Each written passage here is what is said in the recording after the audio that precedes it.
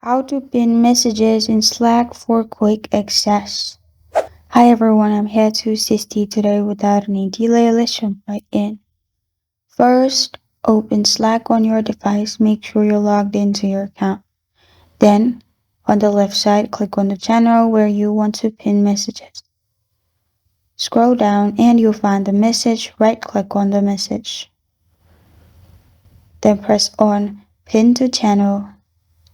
After you click on Pin to Channel, it will be pinned to your channel. You can click on Pins at the top and see for all the pins messages for quick access. And this is how to pin messages in Slack for quick access.